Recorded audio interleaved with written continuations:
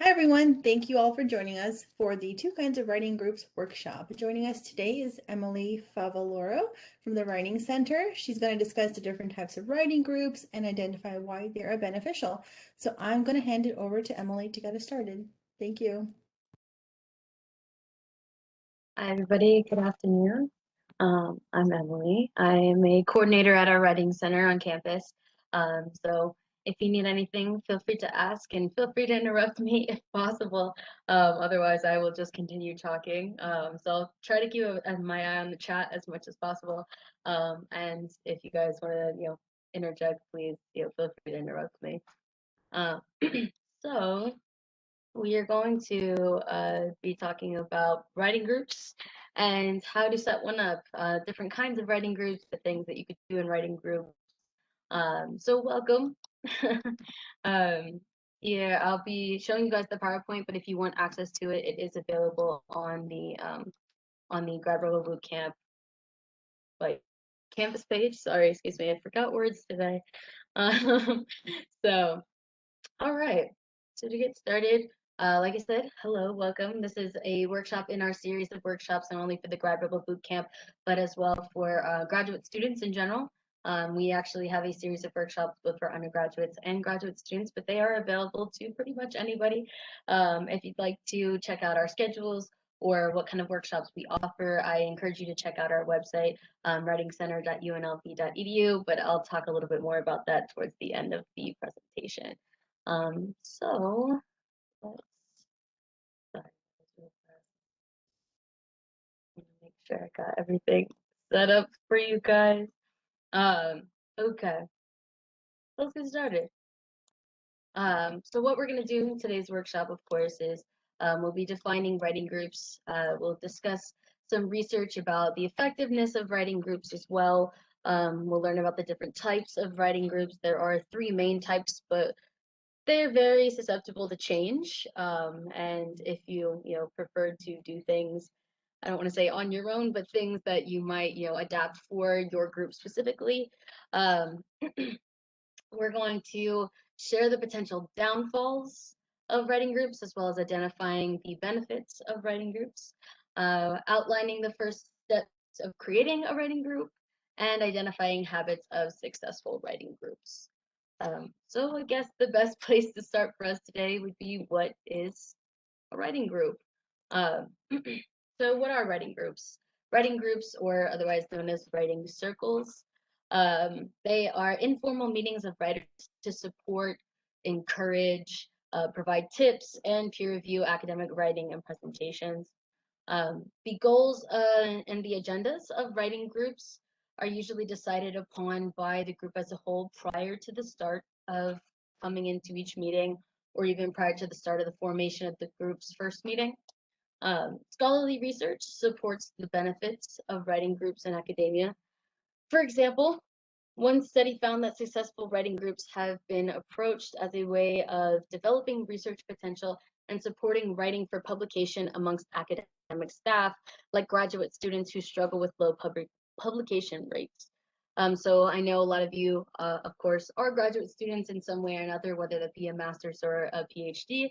And depending on if you've had publication experience, a writing group might be beneficial for you to just sort of dabble in motivation to continue to produce work, both for your program and for potential publication. If a writing group is well planned, and all group members are agreed to commit to their time, writing groups can improve everything from research to argument development, and of course your overall writing style, and how much quality and quantity of work you put out. More simply put, writing groups are just a group of writers that meet regularly to do anything from draft, plan, edit, revise writing. Many times writing groups have entirely separate writing projects or individual goals. So sometimes you're not even working on the same thing as the rest of your group mates, which is totally fine. That's kind of the point. And they're a great way to support people who struggle with writing, or who may have felt like they've lost motivation when it comes to writing. It keeps writers consistent, keeps them to a schedule, It's a great support for any writer with needs where they might require peer review or criticism. And anyone can be in a writing group, not just English majors or not just anything from a writer or a writing heavy major. You can have all kinds of people join your writing group. So depending on your needs as both an individual and a group, feel free to invite anyone to your writing group. Now, advantages of using writing groups, there are quite a few. Um, the most successful or the most well-known study, I guess, that we like to draw from is Davis, Provost, and Major, and they suggest that writing groups help provide writers with like a writing process specifically, help to sort of maintain that idea of you move from one step of drafting, planning, editing, revising, even though a writing process can look different for everybody. Writing groups also help with the improvement of scholarship, both in quality and quantity, of course, since you have a schedule that you're kind of sticking with. They help teach empathy for other writers, of course, because you're going to be sharing really personal things. I consider all writing very personal, no matter if it's academic or personal or creative, whatever it is, it's still a very personal process to anybody who has written anything. I'm sure you understand. So writing groups help create the empathy for other writers. They provide great opportunities for collaboration and networking, depending on who and what you guys do with your writing group. They teach professional accountability when the group requires group writing deadlines, right? So if you're requiring a group deadline where everybody in the group needs access to that work, you have professional accountability. And finally, research suggests that writing groups also help develop research by providing additional perspectives throughout the writing process, right? So if you have friends or other people in the group that aren't in the same field as you, they might ask questions that might provoke more research opportunities for you, and kind of send you down a rabbit hole, which isn't always a bad thing. Interdisciplinary writing groups have been displayed as probably being the most successful. That's not to say that writing groups that don't have other members of a community from a different discipline aren't successful. It just means that interdisciplinary groups can provide certain perspectives that a regular or writing group that has people from the same discipline might lack. So, for example, writers from different disciplines approach research and publication in different ways, whether that be in different formats or using different research engines, or even just their process in general as a whole might be different from yours. They can also help perceive information differently and find gaps in your logic, or information in ways that writers from the same discipline may overlook. So, a fresh pair of eyes for you as well. Definitely different perspectives and different ways to sort of approach something that you've probably been looking at for hours and you're still not sure if it even sounds like English anymore. So definitely having other people from different parts of academia can be beneficial for you. Like I was saying, there's no research to suggest, excuse me, that a single discipline group yields poor results. Um, but it is beneficial to have other people from other disciplines. The research of Mara et al. Shows that smaller groups also tend to be more successful for writing groups, even if it is a one sort of bigger group that is then broken up into smaller groups in your meetings. Doing so helps eliminate some tensions and balances times between writers. And again, this kind of depends on what kind of group that you're planning to hold, which we'll get into in a second. Finally, writing groups have been proven to yield better results when the goals of the group are set prior to the meeting. And the goals of either each group members or of the group as a whole, when those are set prior to the first meeting and even every meeting following, there tends to be better results for everyone involved. Now, again, a couple more advantages for using writing groups. Uh, Groups offer a sense of community and support between fellow writers. They provide ongoing feedback throughout the writing process. So if you're stuck at any stage, you'll have people to consult with. They improve upon giving feedback. So you can improve upon your feedback skills, of course, when you are required to provide feedback for others. It provides an experience working with criticism to practice working with constructive criticism, which I know I personally have a problem with. Um, so I might, have to develop a writing group at some point, but it's a good opportunity to work through it. They also provide an opportunity for regular revision, which I know some people could struggle with because you have been looking at a piece for hours and maybe you don't want to look at it again. And a writing group can definitely push you to go back and look at something, of course, because you're scheduled to meet, right? And what are you going to do before that meeting? You're going to revise, you're going to look at what you're going to be talking about. Writing groups also inspire writers to produce better quality of work. Some of you might be um, competitive who might want to compete against your fellow writing group members.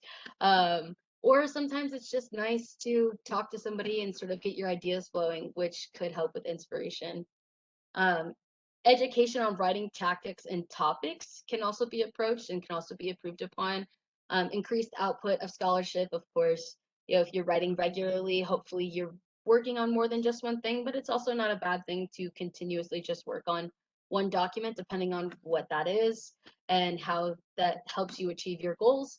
And of course, motivation, having others around to help you write and a reason to write can really be beneficial. So now that we sort of defined writing groups, kind of looked at what the research says about them, let's talk about how to actually establish one and how you go about doing that and what kind of each of the main three types looks like.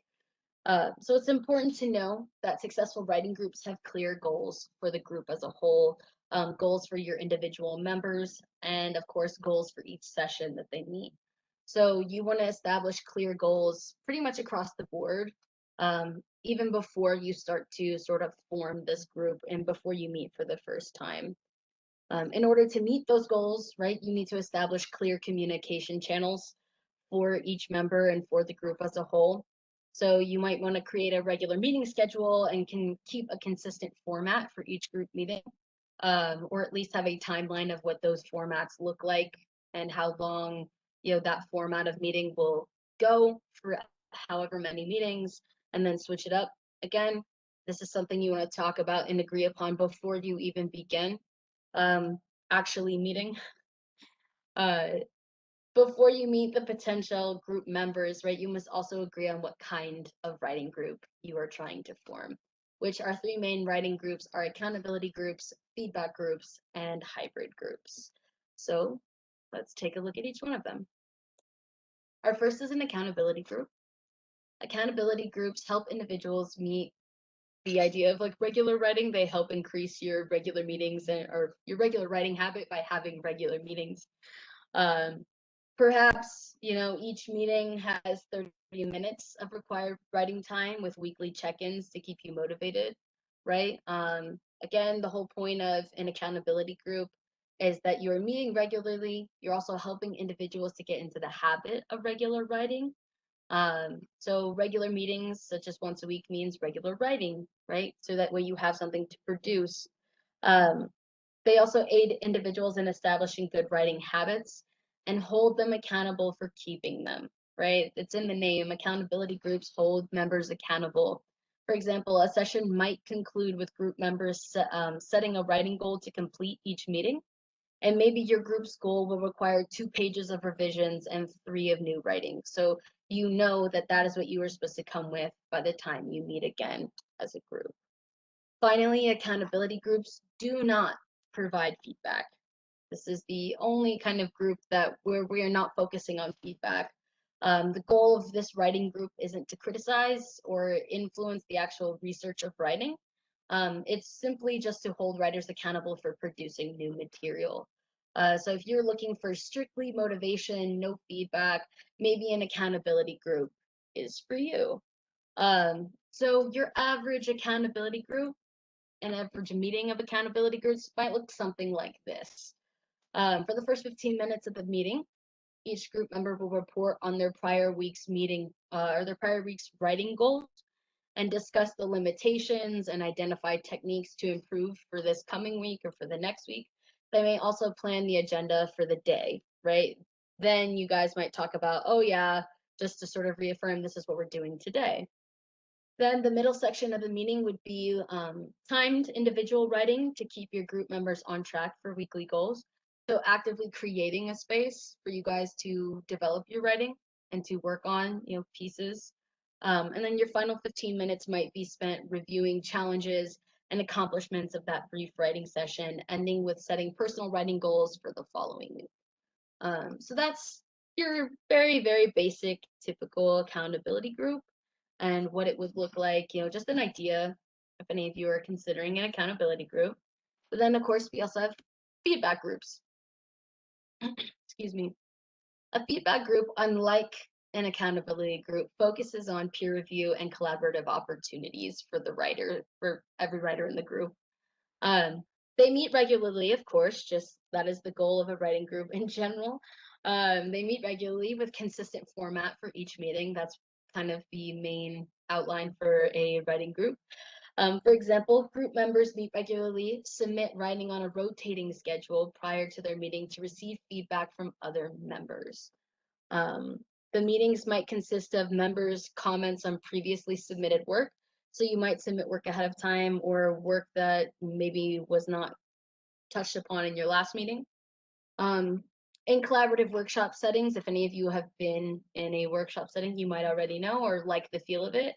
In a collaborative workshop setting, like a feedback group, most of the session is spent on giving feedback to revise and edit, whether that be revision and editing strategies or typical thing or some particular thing that you focused on while reading the person's writing.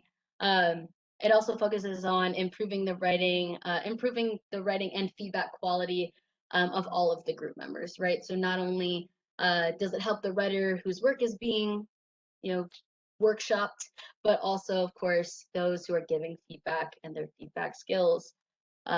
Keep in mind, sessions will be more productive if your writing is submitted prior to when you meet, so that way every group member has a chance of reading it, as well as having a rotating schedule. So having a chance for every group member to go. Less time is spent in session and more on providing constructive criticism, right? Less time is spent in that session reading the work that hopefully was submitted beforehand, or dividing up who's going to go that day, and instead all of your time will be focused on providing constructive criticism. This group is most successful when the time is divided evenly between group members. So if you meet for an hour a week, then you may rotate through an 8 group members' work, spending half an hour on each, right? Each member would then get one 30-minute session every 4 weeks. So again, it depends on the size of your group, how you choose to divide the time, what you might choose to do with your feedback group. All depends. So a typical sort of layout for a feedback group, kind of like what I was just talking about, you might have an hour-long meeting, and you might spend it in 2 30-minute sessions discussing whatever work was submitted prior to that. You might split the 30-minute sessions even further into 15 minutes for developmental feedback and 15 minutes for evaluative feedback, which we'll talk about in a second. Or you could do something a little bit smaller, depending on how many people you want to get through that day. You could do your 3 20-minute sessions discussing, again, work that was submitted prior, and potentially split it into 10 minutes for developmental feedback and 10 minutes for evaluative feedback. Regardless of how you intend to break up your group's time, make sure it is agreed upon and understood by all group members up front, right? Even before you start your group, or if you have to remind everybody before each group meeting how time will be split, make sure you set hard deadlines for things like the time, the submission standards, and create a feedback rotation and stick to it, right? So that way it is fair for everybody involved and everybody is on the same page with the agreed upon terms. Now, of course, we just talked about a little bit of how you might split your time into developmental and evaluative feedback, but what is that?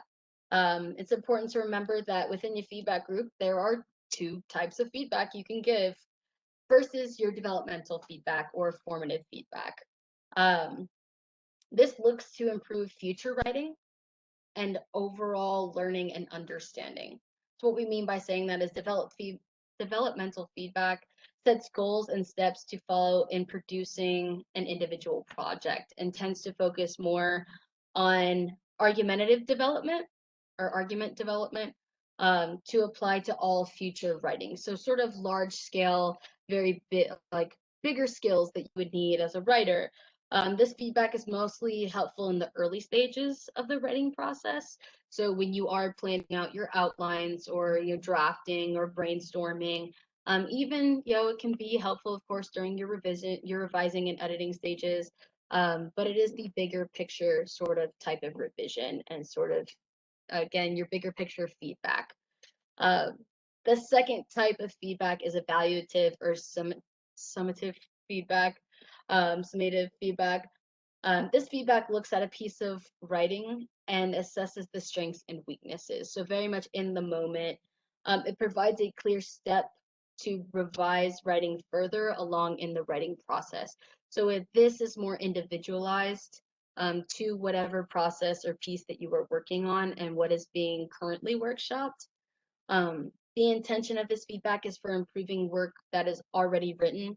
Um, and it focuses on things like grammar and error correction, of course, so sort of your proofreading type of feedback. This feedback is most useful in the later stages of the writing process when you get closer to finalizing the project. So again, looking for sort of the smaller things. It's what we in the Writing Center would call your global versus your local concerns. So your developmental / formative feedback is more of your global concerns. Is your argument developed? What can you take from this sort of draft and apply to your writing process as a whole? Whereas your evaluative or summative feedback is your local concerns, things like sentence structure, grammar, little errors that you would want to find, but later in the process after you know that everything sort of makes sense. Um, Overall, we tend to get too much evaluative feedback and not enough developmental feedback. I'm sure any of you have participated in peer review that hasn't worked out well for you because you wanted review on your ideas rather than just, oh, you need a comma here or you need a period there. Sure you all know what I'm talking about. So let me give you a little bit of advice. It is possible to plan for the writing group to provide both types of feedback. However, groups should focus on providing specific, concrete developmental feedback to each other to improve and simplify the writing process for overall projects. Later in the presentation, we'll get into more depth about, again, the different types of feedback and where we might apply it. But we need to talk about our third and final type of writing group, which is our hybrid group. Again, much like the accountability group and the feedback group, it is in the name, right? This combines elements of both. Not only do they require accountability in writing content, they also meet to discuss how to improve individual work. So they generally meet regularly, just like both of the other groups. It is a regular meeting, consistent format for each meeting. This should be decided upon, of course, before you meet, especially when you are combining elements of a accountability group or feedback group. How much of each individual elements of those groups should be agreed upon before your first session and before you start meeting as a whole. Hybrid groups also allow members freedom to construct a group that works for them and their writing, as well as their writing habits and their comfort levels. So each group could look different. However, the collective group members need to agree upon how it looks. So we have a little bit of an outline for what a hybrid group looks like. But again, this could depend on your group members. And remember that as long as your group members all agree upon a format, your hybrid group can look however you want. But in this case, right, we'll look at it as a 1-hour hybrid group meeting. So in the opening 10 minutes, you should check in with your group and continue holding them accountable for producing work. In the middle of the session, you will want to focus on giving feedback. Try to split the time evenly between all group members workshopping each day. Don't overwhelm yourself with too many members in a day, right? focusing enough to give helpful feedback may burn you out quickly, which is why when we do things like our feedback group, we split it into 2, max 3 members a day, or 3 members every time you meet. Prepare for that by limiting the numbers of drafts that each person can submit, and limiting the amount of time you discuss each of those drafts.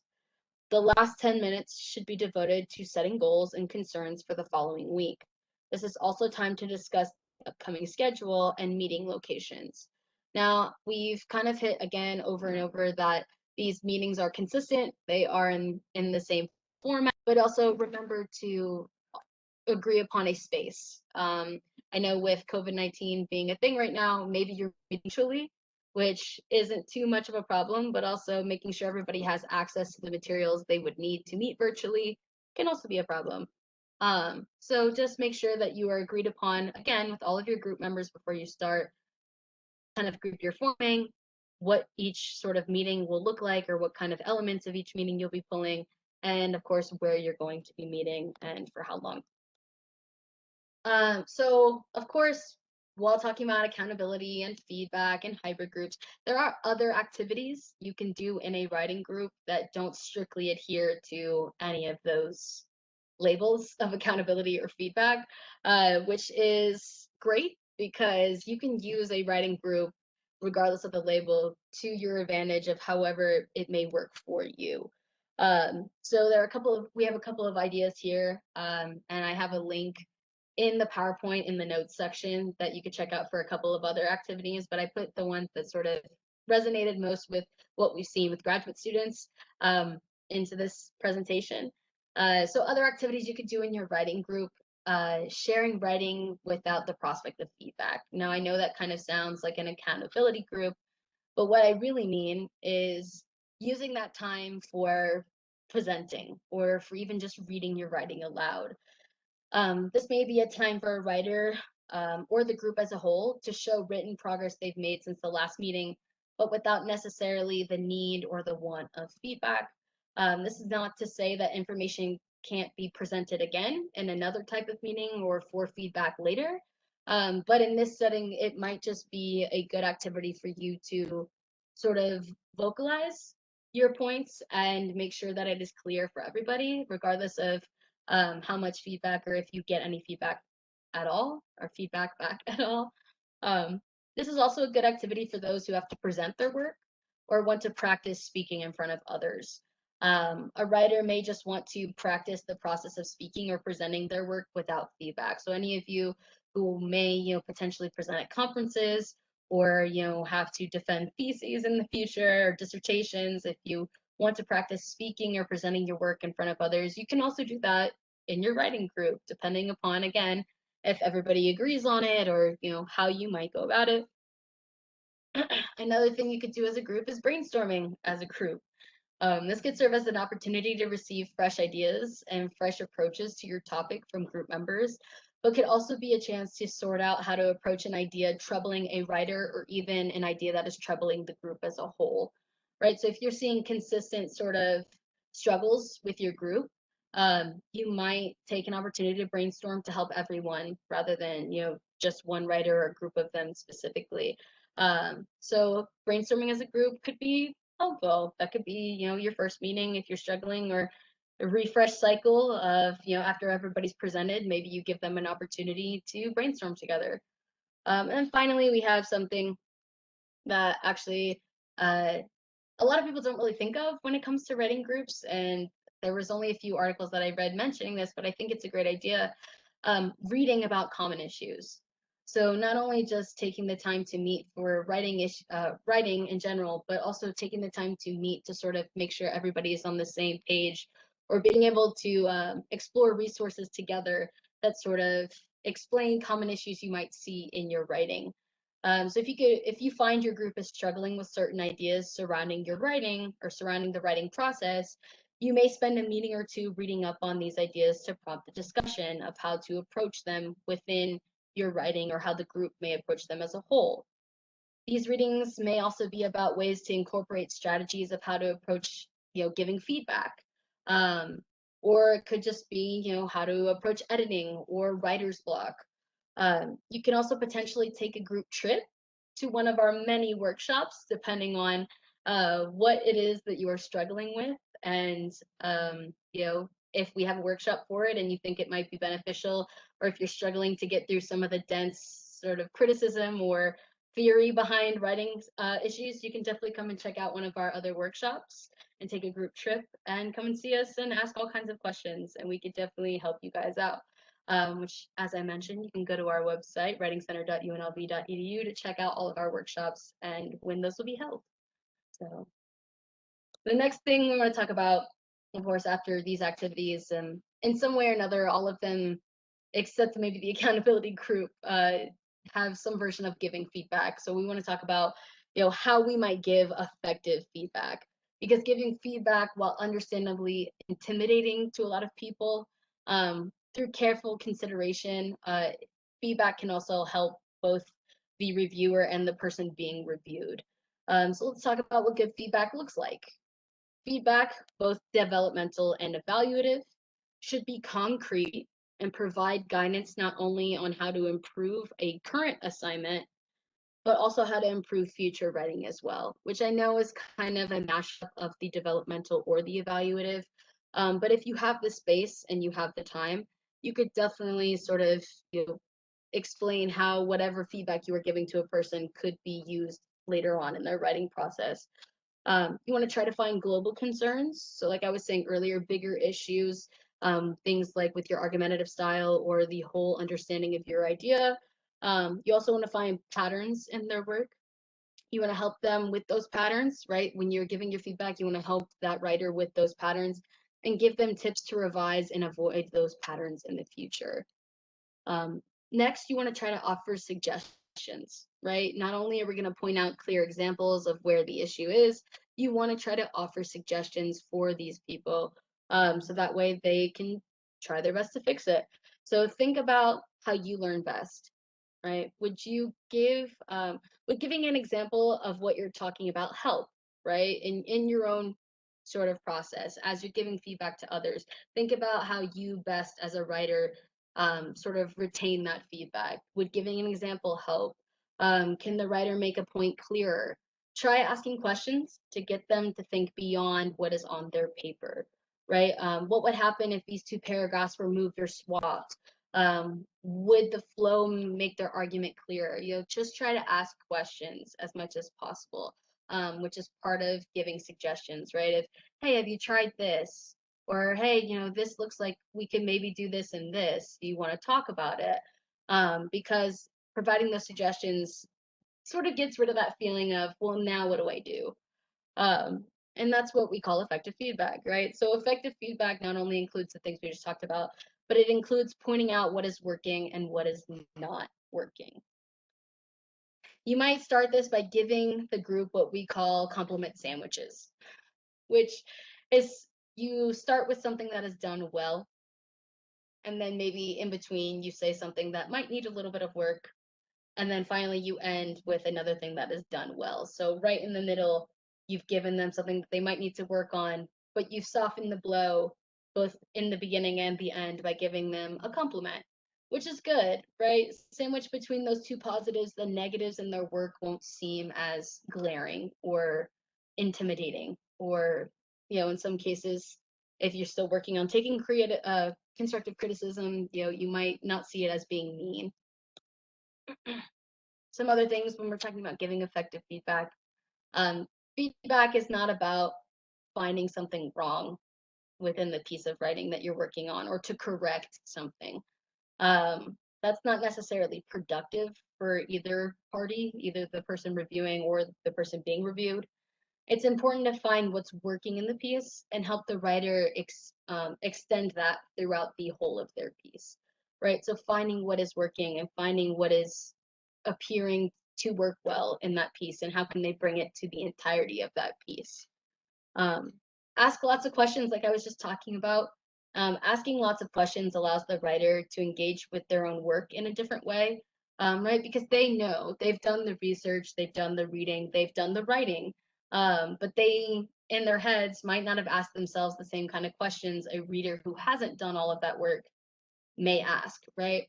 So when you do this, a writer may consider their own writing in ways that they haven't before, often leading to a stronger final product, which is a good thing. So ask those questions, even if it seems like a dumb question. No question is a dumb question, because I guarantee you, a lot of the time, writers have not thought about these simplest things, and it could really be beneficial for you to point that out. Finally, be kind. Don't forget that kindness includes honesty. Don't be afraid to speak up about an issue in a text. Remember, their mentors or professors will not be afraid to speak up about that issue. And if moderated well, a writing group can be more sensitive to a writer's needs. Now, if any of you have worked with your mentors or professors already, or know who you are working with, you might know that they could probably be a bit blunt. So a writing group might be a better place to, again, practice the empathy we were talking about at the very beginning of this PowerPoint, and show your fellow writers a bit of kindness. Some tips for writing groups, since we've defined and looked at the different types, before we discuss steps in creating them, and important decisions to make about your writing groups, let's go over a few tips. So like we were saying, be honest about your needs. Of course, be honest in every way possible, and be kind. But everyone, you want to be honest about your needs, so that way everybody should be on the same page from the start of the group. Um, or, be honest about your individual needs, so that way no one's individual needs are also overlooked, even within the actual group setting. Remember that you are not your writing. This can be very, very hard for anybody at any stage in your writing process. Criticism hurts more than it needs to sometimes, especially in someone with that experience having constant criticism. So be sure that you and your group members understand that you are not your writing. It is not an extension of yourself or your intelligence.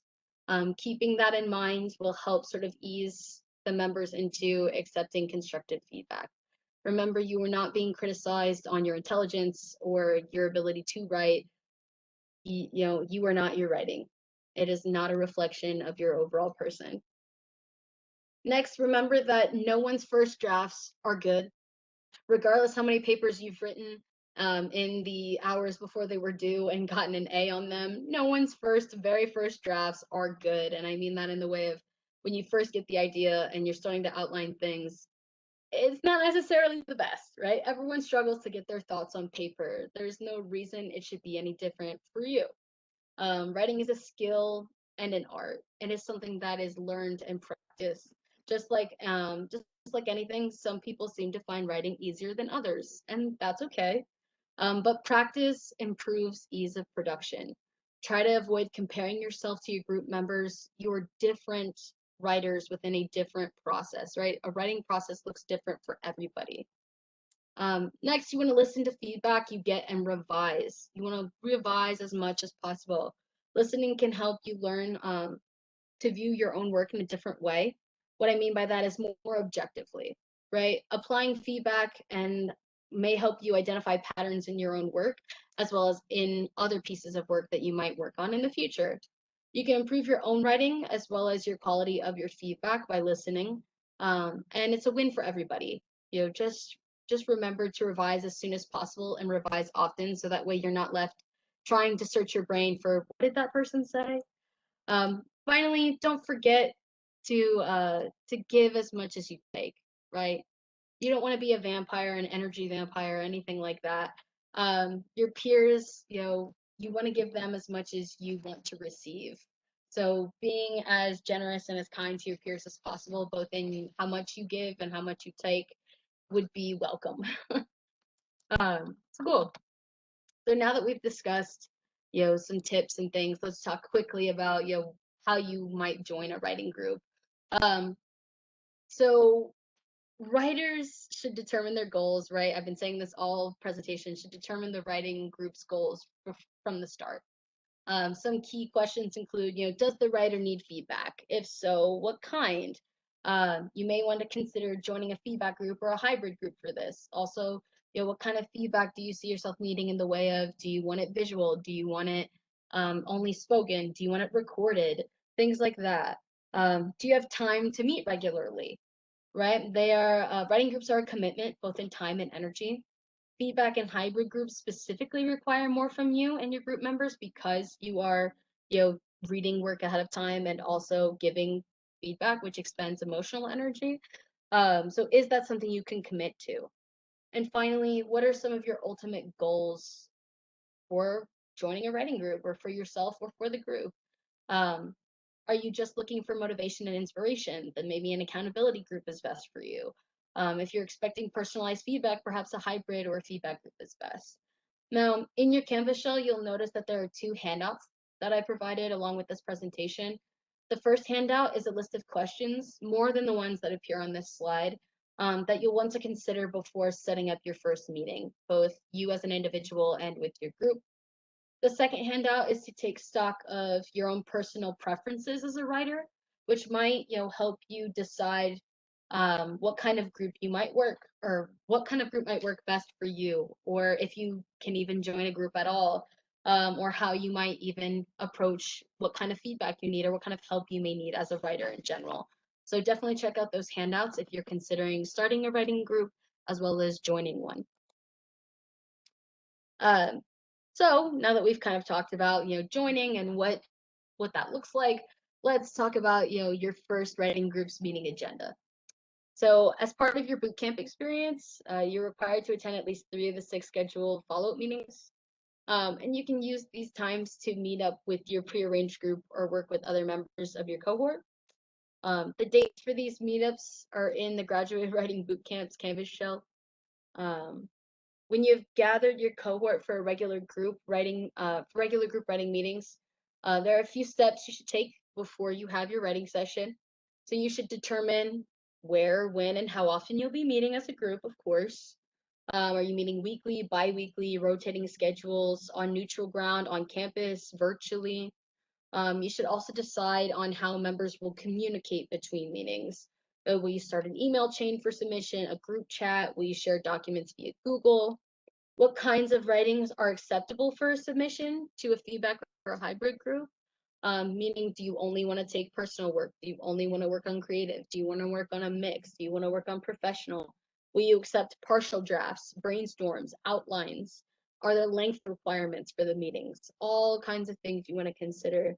And again, some of these questions can be found on the handouts that I have provided. It's also important to discuss how members can safely voice their concerns in a group, especially if the group is not meeting their needs. Remember, egos and thin skin can be can be a detrimental part of productivity, be detrimental to productivity. And if there's a problem, you should address it clearly and move on. So if something is not working for you, there should be, communication on how to address that problem, and there should be closure to be able to move on. Finally, you should set a permanent schedule early, so that way everybody is aware of when meetings will be and as far ahead of time as possible. And of course, where to meet as well. A couple more things about your first writing meeting. Writers forming a writing group need to determine whether they want to create an accountability group, a feedback group, or a hybrid group before the first writing session, right? To ensure that each group member understands the role that this group will play for their writing process. So, when you are forming a group that requires feedback, you should determine early the rotation of submissions and how often people will submit, the length of those submissions, as well as, is everybody on the same page about what they're reading, who is submitting, and how long it should be. Each member should also discuss their own personal and group personal goals and group goals, as well as give a brief sort of overview for any upcoming or ongoing writing projects they may need to be focusing on. So if you have a group session where you're working on creative stuff, but somebody needs to work on their thesis or dissertation, then that should be okay, right? We should all be on the same page of who is accomplishing what, and you as an individual should feel comfortable in that. So this could be anything from articles, thesis and dissertation work, seminar papers, conference presentations, and creative work. Other group matters, again, before while you are working on a writing group. It's important to predetermine a regular meeting agenda. Again, I'm sure you're sick of me saying meet regularly and make sure you are on the same page, but that is why these things work, right? You want to meet consistently. You want to spend time with your group, agreeing on submission schedules, and the rotation as part of, your group time, or maybe prior to that. At the end of each meeting, each writer should determine their personal writing goals to be accomplished before the next meeting. And this group should hold them accountable, regardless of if you are in a feedback, hybrid, or accountability group. The goals that somebody sets, you should be there to hold them accountable. Right. So of course, after me saying all of that, we have a sort of side by side for any issues you may kind of come across with writing groups. So we'll start with your downfalls. Oftentimes when people are working together, egos collide, and egos tend to get in the way of productivity. So we've all been in a terrible group project, I'm sure, and discussing ways to avoid this early may help to achieve positive outcomes. So again, sort of discussing ways that you can work around people's egos, or how you might, approach certain parts of giving feedback and things like that. So discussing it early could be a great way of avoiding that. Many people are idealistic when they agree on a writing group, but time reveals their lack of commitment. The group should come up to an agreement early, again, early as possible, and each group member, especially in feedback and hybrid groups, should rely on group members to do might rely on group members to do extra work. So you want to make sure that is settled upon prior to starting. So please make sure it is a commitment that you can actually commit to. Sometimes it isn't a lack of commitment, but rather a lack of time, which is understandable, especially being grad students. Schedules change, but it is important to prepare the group for that possibility before it happens. So again, sort of talking as early as possible if something is to come up, or how we might handle certain situations. Writing is very personal for us. Tempers flare. When people feel exposed or vulnerable, something very likely to happen when you're sharing your work. It is important to have a plan for when emotions start to dictate how the meeting is going. So if you realize that feedback is no longer an option, instead you're just seeing criticism, you might end the group early, or we might, switch the focus of that group meeting to discussing, how we might approach certain things, rather than getting in our emotions and making other people feel uncomfortable. Um, if there's an unclear hierarchy in the group, or one that the group did not agree to, problems can arise. Meaning, if you have a go-to person, if that's the person who set up the group, fine. And if it is agreed upon that they will continue to set things up, fine. But if one is established without being agreed upon by the group, it can be problematic. It's important to determine early if there will be a hierarchy, and what it is before that hierarchy starts to become, a problem or a question. Working with different people also means working with people with different skill sets. So creating roles for each person and identifying exactly what the group needs will help sort of curb that any sort of unexpected complications, right? So again, figuring out where you sort of fit in your group and how that group functions as a whole. Finally, your group could just be a poor fit. Perhaps the style of the group or the collective voice of your group isn't productive. And it's important to have a contingency plan in place for when this happens. Writing groups aren't for everybody. Again, there are a lot of commitments to be made, and sometimes people change, and some things happen to help or to make people change. And if it's not fitting for you anymore, then you can either try to approach, the people in your group to fix it, or of course, there is always the potential of having to leave the group. But if things like that happen, there are other resources you can use, and of course, across campus to sort of help you with your writing. UNLV libraries, which I'm sure a lot of you are familiar with, they have a great amount of resources, both for you to access online, but also the librarians themselves are a wealth of knowledge. So please, consider contacting them if you are looking for anything research needed or even beyond. They are fantastic people. Writing Center consultations and workshops, we will be open in the fall. And we will be available to you. Again, you can check out our website, writingcenter.unlv.edu, for all of our resources that are online, as well as descriptions of the services we offer both online and in person. Graduate college workshops, of course, like this. Your professor's office hours, of course. If you're working on a specific piece and you really want, guided feedback on that piece from a person who taught you about the ideas of that book or the ideas of that, whatever it is that you're working on, your professor's office hours might be the place for you to be. And then, of course, peer writing groups. Check your Canvas course for writing group meet updates, for the rest of this GRWB bootcamp. Finally, here's some citations and additional reading for the chat. If you guys, want to download the PowerPoint, there is.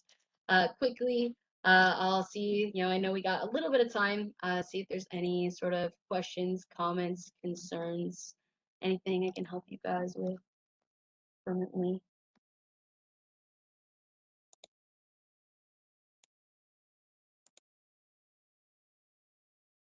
Well, I'll let you marinate on that one. But then we have our email.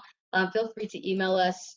I do want to point out quickly just that we will be open in person this fall with limited hours for the most part, or at least for the beginning, as we sort of go through the day-by-day motions of the COVID situation. So we will have in-person hours as well as virtual appointments. The best way to get a hold of us is to call, or we even have a walkthrough of how to set up an appointment online potentially, which you can check out on our website. Our website has every detail of how to set up an appointment with us.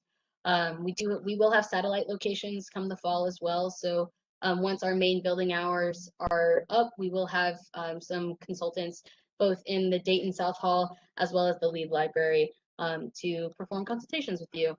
We do have a quick question service, so anything that can be answered in 10 minutes or less, you can get in touch with us. You can send us an email, or you can call us. You can send us a chat, and even just drop into our main location, and somebody can help you as long as it's answerable within 10 minutes or less. We got you. You can visit our website. Like I was saying, it has all of the information you need to know, scheduling and instructions for our virtual consultations, as well as submitting a paper online for our online writing lab. Has all of our handouts, our workshop schedules, our hours, our location, staff bios. So if you want to work with a specific person who might have a specific background, please check out our staff bios. We do have additional resources and, of course, our contact information, which you can also follow us on Twitter, Instagram, and Facebook if you would like. We have a bunch of memes and writing tips. So if you would like anything at all, we have it a lot. So I will stop sharing now. Head back over here. Do you guys have any questions for me?